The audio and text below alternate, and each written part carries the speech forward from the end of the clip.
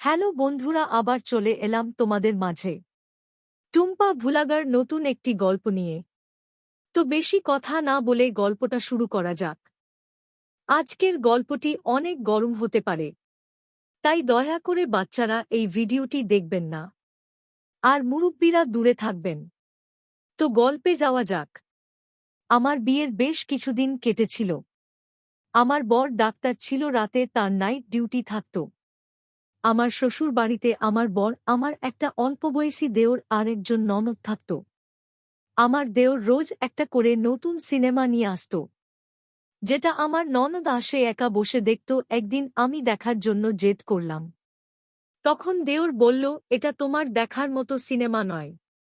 আমি তো অবাক হয়ে গেলাম, কেননা তারা দরজা ভিতর থেকে বন্ধ করে সিনেমা দেখত।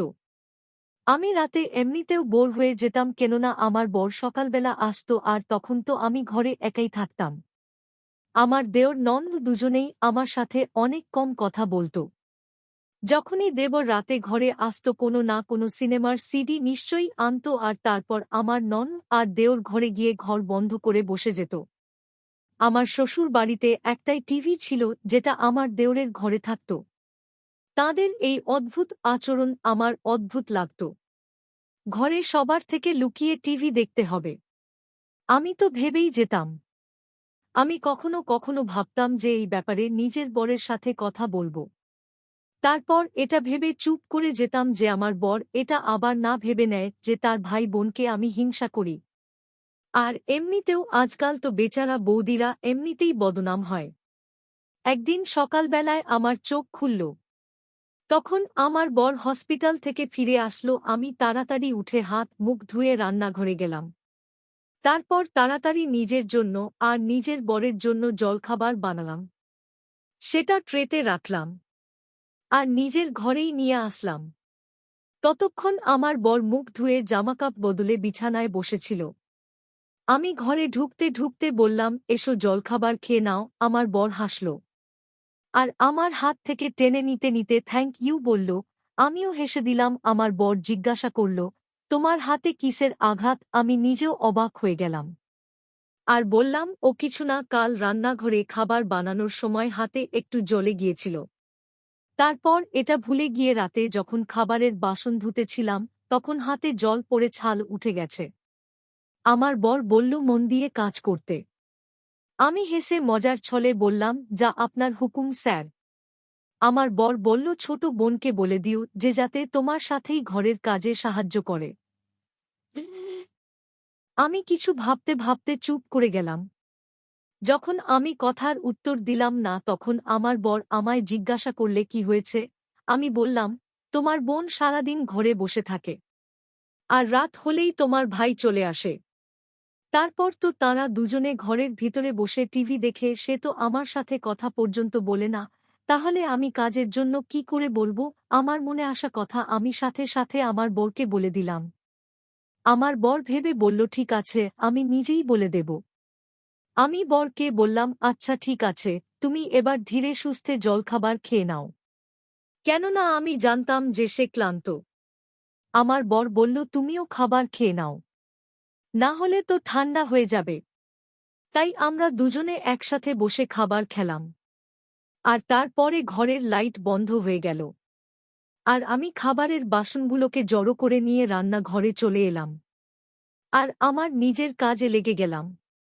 সবে মাত্র হল ঘরে ঝাড়ু দিয়ে একটু শ্বাস প্রশ্বাস নেবার জন্য 2 মিনিট হল ওখানে রাখা খাটে বসলাম।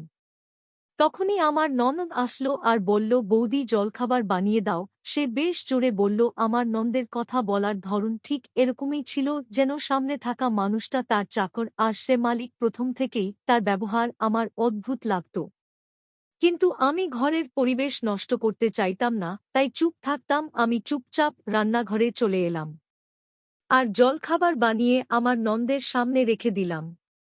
ততক্ষণে আমার দেওর উঠে পড়েছিল। তারপর আমি তার জন্য জলখাবার বানালাম আর নিজের কাজ করতে লাগলাম। আমি আমাদের সামনে খুব কম যেতাম, কেননা তার নজর আমার ভীষণ অদ্ভুত লাগত। আমি ঘরে এসে বিছানায় বসে পড়লাম। আমার হাতে ভীষণ ব্যথা করছিল, আমার চোখে জল চলে আসলো। এতক্ষণে তো আমার বরের চোখ খুলে গিয়েছিল। আমার বর চিন্তায় জিজ্ঞাসা করল কি হয়েছে। আমি নিজের চোখের জল মুছে দিলাম। রান্নাঘরে কাজ করছিলাম, তখনই ছাল ওঠা জায়গাটায় জল লাগার জন্য ব্যথা হচ্ছে, জ্বালা করছে। আমার বর বলল, তুমি কেন কাজ করলে? আমার ছোটবোন করে দিত, দাও নিজের হাত দেখাও। আমার হাত নিজের হাতে নিয়ে আমার বর দেখার পর আমাকে জেদ করে হাসপাতালে নিয়ে গেল। ডাক্তার আমার হাতে মলম লাগিয়ে ব্যান্ডেজ দিয়ে বেঁধে দিল আর সাথে কিছু ওষুধ দিয়ে দিল। হসপিটাল থেকে আমি ঘরে আসলাম। তখন ঘর যেমন পড়েছিল, জলখাবারের বাসন যেগুলো আমি আমার ননদ দেওরকে দিয়েছিলাম সেরকম অবস্থাতেই টেবিলে পড়েছিল। আমি ভীষণ রেগে গেলাম, কিন্তু চুপ ছিলাম। তখনই আমার বর চেয়ারে বসে জিজ্ঞাসা করল, বাসন এখনো পর্যন্ত এখানেই রাখা? আমি বললাম, হসপিটালে যাওয়ার আগে তোমার বোন আর ভাইকে জলখাবার দিয়েছিলাম, তো তারাই বাসন ছেড়ে চলে গেছে। আমি এখনই উঠিয়ে নিচ্ছি বলে বাসনগুলোকে আমি ট্রের মধ্যে রাখতে লাগলাম। আমার বর বলল, ডাক্তার তোমায় কাজ করতে তো বারণ করেছে, নাহলে ঘা ঠিক হবে না। আর আমাকে চেয়ারে বসার ইশারা করল। তখন আমি তার পাশে বসলাম। আমার বর নিজের বোনকে ডাকল। আমার বর নিজের ছোট বোনকে ছোট বলে ডাকত, আর হয়তো প্রথম থেকেই তার এই অভ্যাস ছিল। না হলে তার বোন কোনো দিক থেকেই তার থেকে ছোট বলে তো মনে হতো না। ঠিক সময়ে বিয়ে হলে এতদিনে তো ছোট ছোট বাচ্চাও হয়ে যেত। হ্যাঁ দাদা, আমার ননদ মোবাইল দেখতে দেখতে রাগের মেজাজে বলতে লাগল। আমার বর আমার ননদকে বললে, বাসনগুলো রান্নাঘরে নিয়ে যাও আর সেগুলো ধুয়ে রেখে দাও। সে রেগে গিয়ে নিজের দাদার দিকে দেখতে লাগল। আমার বর বলল, এ তো অবাক হওয়ার কি আছে, তুমি খেয়েছিলে তো সেগুলোকে উঠিয়ে রান্নাঘরে রেখে দেবে, তাতে অসুবিধা হওয়ার কথা নয়। যখন ঘরে সবাই মিলে থাকছি তাহলে কাজ একজন কেন করবে? ডাক্তার তোমার বৌদিকে কাজ করতে বারণ করেছে। আমার ননদ প্লেট ধরে বাসন তুলে রান্নাঘরে চলে গেল।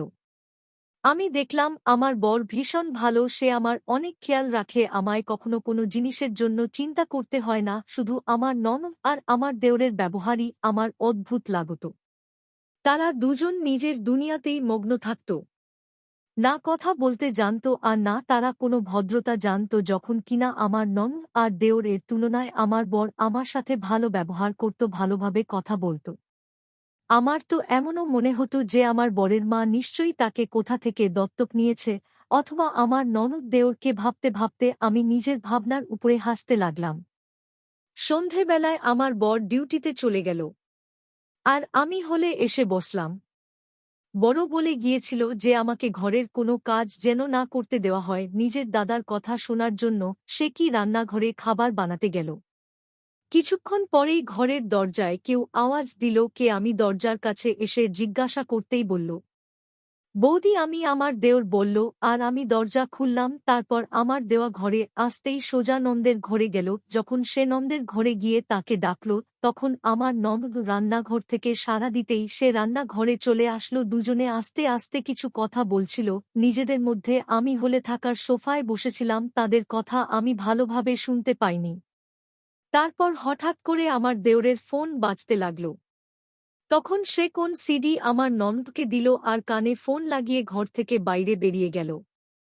আমার ননদ খাবার বানানোর সময় সেই সিডি রান্নাঘরে রেখে দিল। আমি রান্নাঘরের বাইরে ট্যাঙ্ক থেকে জল নিচ্ছিলাম, কিন্তু আমার নজর তাঁদের দুজনের উপর ছিল। আমি রান্নাঘর থেকে চলে এলাম। আমার ননদ সবজি কাটছিল, আমি তার সাথে কথা বলতে লাগলাম। সে মুখ বানিয়ে কিছু কথার জবাব দিত আর কিছু কথা এড়িয়ে যেত। আমি তার নজর বাঁচিয়ে সেই সিডিটা নিজের আঁচলের মধ্যে লুকিয়ে নিলাম। আমি রান্নাঘরের বাইরে বেরোতে গিয়ে তখনই সিডিটা আমার আঁচল থেকে মেঝেতে পড়ে গেল। আমার ননদ সাথে সাথে তাকালো। আমি কিছুই হয়নি এমন একটা ভাব করে জিজ্ঞাসা করলাম, এই সিডিটা কোথা থেকে আসলো?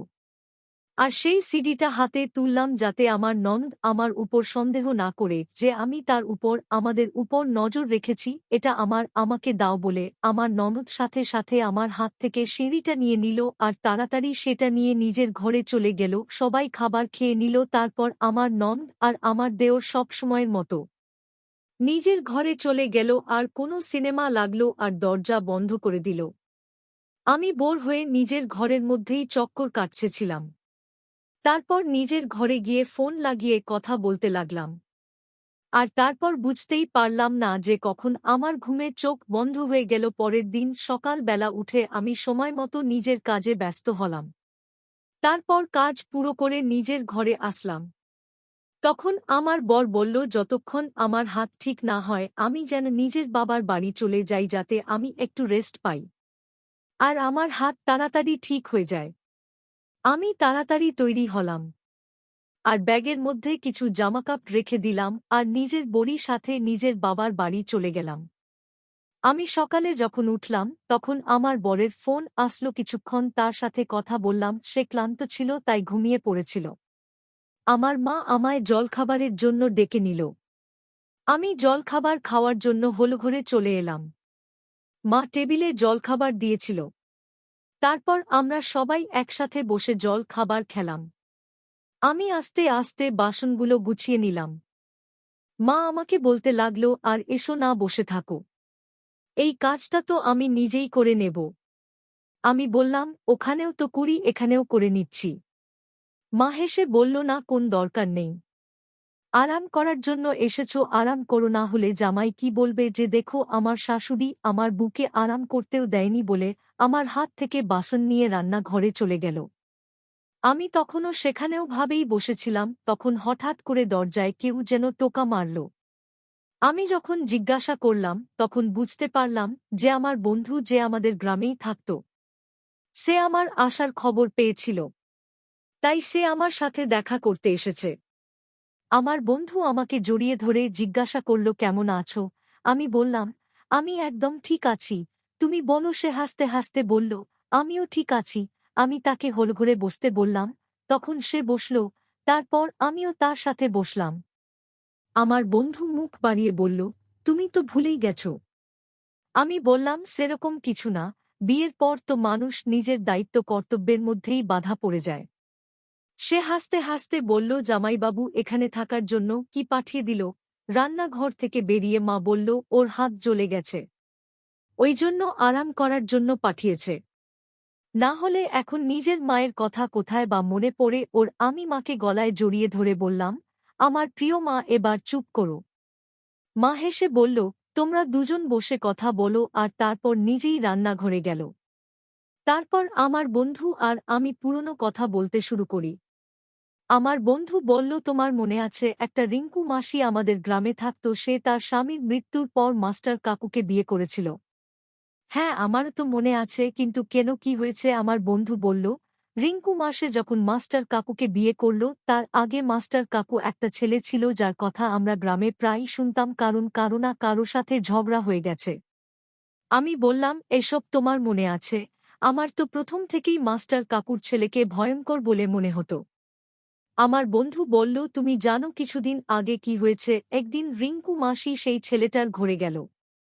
তখন মাসি দেখল নিজের ঘরে বসে নিজের মোবাইল ফোনে সে মেয়েদের ফটো দেখছিল। আর ওই ছেলেটা যেই বুঝতে পেরেছে যে রিঙ্কু মাসি তাকে দেখে নিয়েছে, তখন সে ভয় পাবার বদলে রিঙ্কু মাসিকে ধমক দিতে লাগল যে সে যদি এই কথাটা কাউকে বলে তাহলে ঠিক হবে না, কিন্তু তারপরেও কাকুকে মাসি বলে দিয়েছিল। আর সে নিজের ছেলেকে অনেক মেরেছিল। আর সেই ছেলেটা রাগ করে ঘর থেকে বেরিয়ে গেছে। একদিন রিঙ্কু মাসি কিছু কাজের জন্য ঘরের বাইরে গিয়েছিল। তার প্রথম ভুলের থেকে তার যে মেয়েটি হয়েছিল, ওই ছেলেটি তাকে ধরে তার সাথে বদমাইশি করত, আর তার মেয়ে তাই জন্য সেই সময় আত্মহত্যা করে নেয়। আর তখন থেকেই সেই ছেলেটা সেখান থেকে পালিয়ে গেছে। বেচারি রিঙ্কু মাসে অনেক কান্নাকাটি করে। আমি তো এটা শুনে অবাক হয়ে গেলাম। আমি আমার বন্ধুকে বললাম, এসব শুনে আমার খুব আফসোস হচ্ছে। তারপরে কিছুক্ষণের মধ্যে আমার বন্ধু ঘরে চলে গেল, কিন্তু আমার মাথা থেকে এসব কথা কিছুতেই বের হচ্ছিল না। তারপর আমি আমার বন্ধুর সাথে রিঙ্কু মাসির ঘরে চলে গেলাম, যাকে দেখে আমার ভীষণ দুঃখ হল। যুবতী মেয়ের মৃত্যু তার জন্য ভীষণ দুঃখের ব্যাপার। আমি তো তাঁকে কিছুদিন আগেই দেখেছিলাম, আর তখন থেকে এখন পর্যন্ত এটুকু সময়ের মধ্যে কি থেকে কি হয়ে গেল। তারপর আমি ঘরে ফিরলাম। কিছুদিন বাবার বাড়িতে থাকার পর আমার বর আমায় নিতে আসলো, আর আমি তার সাথে শ্বশুরবাড়ি চলে গেলাম। আমার হাতে এবার একদম ঠিক হয়ে গিয়েছিল। আমার বর আমাকে বাড়িতে ছেড়ে নাইট ডিউটিতে গেল। আমার যখন জল তেষ্টা পেল, আমি রান্নাঘরে ফ্রিজে রাখা জল নিতে গেলাম। জলের বোতল আর গ্লাস নিয়ে নিজের ঘরে আসছিলাম। তখন আমার নন্দের ঘরের সামনে দিয়ে যাচ্ছিলাম, কেননা রান্নাঘর আর আমার ঘরের মাঝখানে নন্দের ঘর ছিল। আমি ঘরের সামনে থেকে কিছু আওয়াজ পেলাম, কিন্তু সেই আওয়াজ এতটাই আস্তে ছিল যে আমি ঠিক করে শুনতে পাচ্ছিলাম না। ঘরের দরজায় কান লাগিয়ে আমি কিছু শোনার চেষ্টা করছিলাম, আর আমি যা শুনলাম সেটা শুনে আমি অবাক হয়ে গেলাম। আমার এমন মনে হচ্ছিল যেন টিভিতে কেউ কাঁদছে, এমন মেয়ের ভিডিও লাগানো রয়েছে। আমি আরও শোনার চেষ্টা করলাম, আর ঠিক সেই সময় আমার হাত থেকে গ্লাসটা পড়ে গেল। আমি গ্লাসটাকে তুলতে গেলাম, আর তখনই আমার দেওর দরজা খুলল, আর রেগে গিয়ে জিজ্ঞাসা করল, এখানে কি করছো? আমি তাড়াহুড়োতে বললাম যে আমি জল নিতে এসেছিলাম আর নিজের ঘরেই যাচ্ছিলাম। তখন গাছটা পড়ে গেল। আমি ঘরে উঁকি দিয়ে দেখলাম আমার ননদ বিছানায় বসেছিল। ওকে দেখে মনে হচ্ছিল ও আমাকে দেখে ঘাবড়ে গেছে। ঘর থেকে অদ্ভুত আওয়াজ আসছিল। আমার ননদ আমাকে দেখে সাথে সাথে টিভি বন্ধ করে দিল। এবার দাঁড়িয়ে আজ কেন নিজের ঘরে যাও? আমার দেওর আমাকে বলল। আমার মুখের সামনে দরজা বন্ধ করে দিল। ভীষণ অশুভ তো। আমি মুখে বকবক করতে করতে নিজের ঘরে চলে এলাম। বসেই ছিলাম, তখন আমার বরের ফোন আসলো। কিছুক্ষণ তার সাথে কথা বললাম, আর তারপর আমি ঘুমাতে গেলাম। বারবার আমার মাথার মধ্যে আমার বন্ধুর কথা ঘুরে ফিরে আসছিল। সত্যি কি এমনটা হতে পারে যে আমার ননদ দেওর বাজে ফটো বা কোনো ভিডিও দেখছে, যার জন্য আমাকে তারা আসতে দেয় না, যেটাকে সবার থেকে লুকিয়ে রাখা হয়?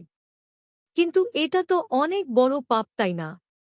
কিন্তু সত্যিই কি ব্যাপারটা এরকম, নাকি এটা আমার সন্দেহ, নাকি এমন কোনো ব্যাপার নয়? এদের দুজনের হয়তো অভ্যাস সবার থেকে আলাদা থাকার, সেজন্যই ওরা দুজন আমার সাথে বেশি মেলামেশা করে না, আর সেজন্যই হয়তো তারা আমাকে নিজেদের সাথে সিনেমা দেখায় না। কিন্তু এবার আমার মনের মধ্যে অনেক প্রশ্ন উঠছিল। আমি বুঝতে পারছিলাম না যে কি করব। এই সব কথা ভাবতে ভাবতে আমার মাথা যন্ত্রণা করতে লাগল। আমি ঘুমের ওষুধ খেলাম আর ঘুমিয়ে পড়লাম। সকালবেলা যখন সময়মতো উঠলাম, আমার বর নাইট ডিউটি থেকে এসে শুয়ে পড়ল। ক্লিনিক থেকে আসার পর তাঁর তো চৌকি খুলছিল না। আমি বরের গায়ে চাদর দিয়ে দিলাম আর নিজে স্নান করতে গেলাম। স্নান করে তৈরি হলাম, আর তারপর জলখাবার তৈরির জন্য রান্নাঘরে আসলাম। জলখাবার তৈরি করার পর আমার বর উঠে পড়ল। তারপর আমাদের দুজনের জন্য আমি একসাথে খাবার বানালাম, আর সেটা ট্রেতে করে রেখে ঘরে নিয়ে আসলাম। আমি আর আমার বর একসাথে বসে জল খাবার খাচ্ছিলাম, কিন্তু এখনো পর্যন্ত এই ঘটনাগুলোর মধ্যে আমি যেন আটকে ছিলাম। আমার বর জিজ্ঞাসা করল, কি ভাবছ? আমি ভাবলাম তাকে সবটা বলে দিই, কিন্তু যদি এগুলো আমার শুধুমাত্র সন্দেহ হয়, তখন আমার বর কি ভাববে? আমি তার ভাই আর বোনের ব্যাপারে কত বাজে কিছু ভাবনা চিন্তা করি। প্রথমে আমাকে সবটা জানতে হবে। আমি মনে মনে এটাই ভাবলাম। তাকে বললাম না, সেরকম কিছু না তো বলে পরের দিন রাতে তাদের ঘরে আসার আগে আমি তাদের ঘরে লুকিয়ে গিয়েছিলাম, কেননা এবার পুরো সত্যিটা আমি জানতে চাই। কিছুক্ষণ পরে আমার দেওর ও ননদ ঘরের মধ্যে ঢুকল, আর সব সময়ের মতো তারা ঘরের দরজা ভিতর থেকে বন্ধ করল। আমি চুপচাপ বসেছিলাম। আমার দেওর পকেট থেকে একটা সিডি বার করল আর লাগিয়ে দিল সিনেমা শুরু হওয়ার জন্য। আমি অপেক্ষা করতে লাগলাম আর ভাবতে লাগলাম, এগুলো কি সত্যি নাকি আমার মনের ভুল? আজ সব সত্যিটা জানা যাবে। কিন্তু যেই তার সিনেমাটা লাগালো, আমি সেটা দেখে নিজের চিন্তার জন্য লজ্জায় পড়ে গেলাম। সেটা তো সিনেমা ছিল না, বরং কোনো একটা জায়গায় রেকর্ডিং ছিল। দেখে যেটা বুঝলাম, সেটা কোনো ছোট একটা ঘর, যার মধ্যে একটা দরজা ছিল, একটা জানালা ছিল, যেখানে অনেকগুলো বাচ্চা ছিল যাদের বয়স ছিল ৬ থেকে ১৬ বছর। তার মধ্যে ছেলে মেয়ে উভয়ই ছিল, আর তারা একটা ঘরের মধ্যে পড়েছিল। তাদের দেখে বোঝাই যাচ্ছিল যেন তাদেরকে ধরে সেখানে এনে রাখা হয়েছে। তাদের মধ্যে একটা মেয়ে খুব বেশি চিৎকার করছিল, আর সে বলেছিল, আমার মা অসুস্থ আর সে আমার জন্য অপেক্ষা করছে। মেয়েটার বয়স ছিল মোটামুটি ১৬ বছর, আর তার আওয়াজ আমি চিনতে পেরেছিলাম। যেদিন আমি ঘরের বাইরে আওয়াজ শুনি, সেই আওয়াজটা এই মেয়েটি ছিল। আমি তো এসব দেখে অবাক হয়ে গেলাম। আমার দেওর আমার ননদ এত জঘন্য, তারা এত নোংরা কাজ করতে পারে। তারা লোকেদের বাচ্চা ধরে ধরে বন্দি করে রাখে। আমার নন্দের কাছে কারো ফোন আসলো, সে তার সাথে কথা বলতে লাগলো, বোধহয় বাচ্চাদেরকে অন্য জায়গায় পাঠানোর কথা বলছিল। আমার দেওর বলল কাল সব বাচ্চাদেরকে দুবাইয়ে পাঠিয়ে দেওয়া হবে যাতে অন্য বাচ্চাদেরকে রাখার জায়গা তৈরি থাকে। আর তারপর কিছুক্ষণ পর ওরা দুজন শুয়ে পড়ল। আমি কোনো আওয়াজ না করে সেই ঘর থেকে বেরিয়ে এলাম আর নিজের ঘরে চলে এলাম। সেসব দেখে তো আমার মাথা ঘুরে গেল, কিছু বুঝতে পারছিলাম না যে আমি কি করব আর কি না। আমি বাচ্চাগুলোকে বাঁচাতে চাইছিলাম। আমি পুরো রাত ঘরের মধ্যে হাঁটাহাঁটি করেছিলাম। যখন সকাল হলো কিছুক্ষণ পর আমার বর ঘরে আসলো। আর আমার বর জিজ্ঞাসা করল কি হয়েছে, এত চিন্তায় আছে কেন? আমি ভয় পেতে পেতে সমস্ত কথাকে বলে দিলাম। প্রথমে তো আমার বরের এই সব কথা মিথ্যা মনে হল। সে আমাকে বিশ্বাসই করছিল না, কিন্তু আমি তার সাথে মিলে একটা উপায় তৈরি করলাম আর তাকে একটা রাতে সেই ঘরে নিয়ে গিয়ে লুকিয়ে দিলাম। আর সেখানকার সমস্ত কথাও রেকর্ড করলাম। আমার বর তো সেই সময় ওদের সামনে যেতে চাইছিল, কিন্তু আমি তাকে এরকম কিছুই করতে দিলাম না। ঘরের বাইরে আসতেই আমার বর তার ভাই বোনকে সাহায্য করার পরিবর্তে মানবিকতার সাথে ব্যাপারটা ভাবল এবং সিদ্ধান্ত নিল। আর তাদের কার্যকলাপ পুলিশকে বলে দিল। ওদের দুজনকে গ্রেপ্তার করা হল আর সমস্ত বাচ্চাদেরকে ভালোভাবে তাদের নিজেদের ঘরে পৌঁছে দেওয়া হল। এবার আমি নিজের জীবনে অনেক খুশি ছিলাম। আমার বর আমাকে অনেক ভালোবাসে। সে ভীষণ ভালো একজন মানুষ আর সে সত্যিই সঙ্গ দিয়েছিল, যার জন্য আমার দেয়া ওরা নন, নিজেদের কৃতকর্মের ফল ভোগ করছিল জেলে। মানুষ যতই চালাকি করুক বা চালাকি করে ভুল কাজ করুক না কেন, সে একদিন না একদিন সবার সামনে চলে আসে। এরা দুজন না জানি কত মানুষের অভিশাপ করিয়েছে, যার জন্য আজকে এই অবস্থা। আজকের গল্পটি এই পর্যন্ত, আশা করি সবার ভালো লেগেছে। এরকম সুন্দর রোমান্টিক গল্প পেতে আমাদের চ্যানেলটি সাবস্ক্রাইব করতে পারেন। আর ভিডিওটি শেষ পর্যন্ত দেখার জন্য সবাইকে অসংখ্য ধন্যবাদ।